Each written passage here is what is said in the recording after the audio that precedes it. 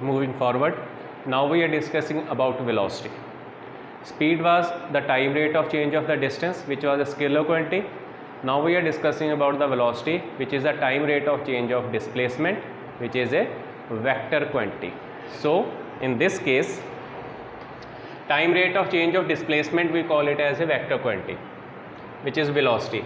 So a body is starting from the origin and it is purely moving along the positive x-axis in one direction only. So body is covering a certain displacement from point O while moving from O to A or O to B. So by definition, what will be the velocity between any 2 points? It will be equal to the total displacement covered between the 2 points divided by the total time taken. So now let us try to calculate the velocity between any 2 points. Now one thing, because velocity is a vector quantity, any vector quantity is expressed symbolically by putting a small arrow on the top of the symbol to be used for that particular physical quantity. For example, here for the displacement we are using the letter x. So displacement is a vector quantity, so in order to express it is a vector quantity, we will place an arrow sign over it. Similarly, velocity is a vector quantity, so in order to express that it is a vector quantity, we will also place a arrow sign over here. So any vector quantity is labeled by putting a small arrow on the top of it. So let us try to calculate the velocity between O and A. When body is present at the point O, displacement is 0 meter. When body moves to point A, displacement is xa meter. So what is the total displacement of the body? Xa minus 0 is equal to xa meter. Time taken is t1 minus 0 equal to t1 second. So velocity between O and A, it is equal to xa over t1 meter per second.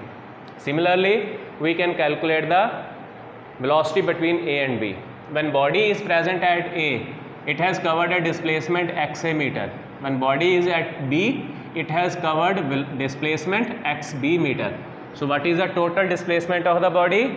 Xb minus xa meter. Body takes t1 time to move from O to A, t2 time to move from O to B. So what is the time taken to move from A to B? It is t2 minus t1, which is, so the velocity of the body from point A to B, it is the displacement covered over the time taken, which we can write it as delta x over delta t, which is nothing but the total displacement over total time taken. So this is our average velocity, which we can express in this way. Now moving forward, we are talking about instantaneous velocity. Just like speed, instantaneous speed is speed measured at any instant of time. Similarly, instantaneous velocity is velocity measured at any instant of the time.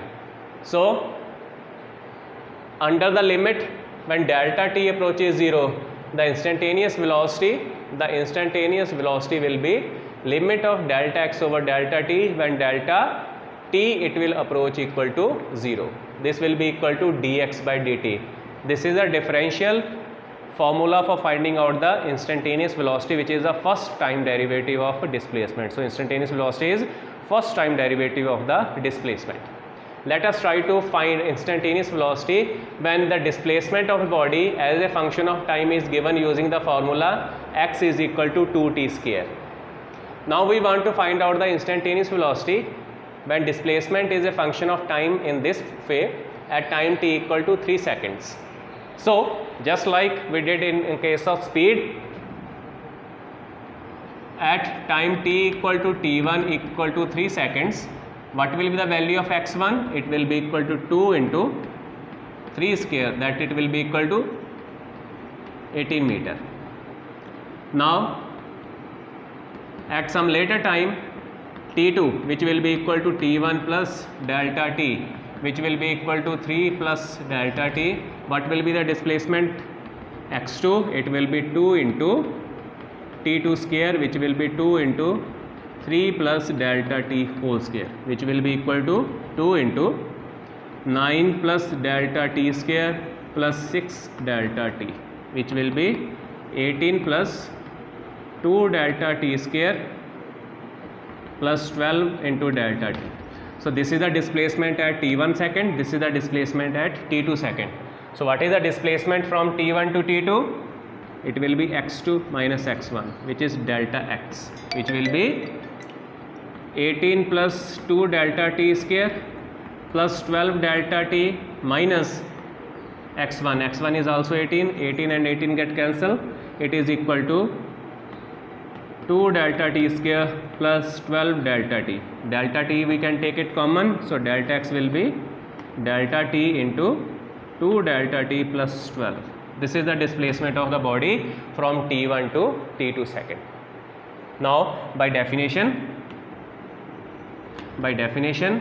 what will be the instantaneous velocity? Instantaneous velocity will be limit of delta t approaching 0, delta x over delta t. I have not used any vector sign over here because I am just trying to find out the magnitude. So I am writing the equation in magnitude form only. So it will be limit of delta t approaching 0, delta x is delta t into 2 delta t plus 12 divided by delta t. Delta t get cancelled. If we apply the limit means in this expression where we find delta t, substitute that value equal to 0.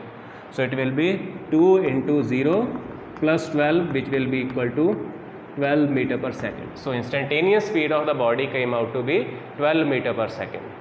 Now let us try to use the differential equation, differential form of the formula to find the instantaneous velocity. So by instantaneous velocity is given by time derivative of the displacement. So it will be equal to d by dt of 2t square.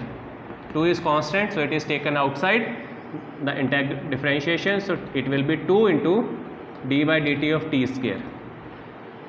Derivative of t square is 2t. So it will be 2 into 2t. It will be equal to 4t. We are trying to find out the velocity at time t equal to 3 seconds. So at time t equal to 3 seconds, what will be the instantaneous velocity? 4 into 3, that is equal to 12 meter per second. So in this way you can find out the instantaneous velocity using delta x by delta t method, where you have to apply the limit of delta t approaching 0, or you can do directly and easily, saving your number of steps, using the time derivative of the displacement. So this was all about average velocity and the instantaneous velocity. Thank you.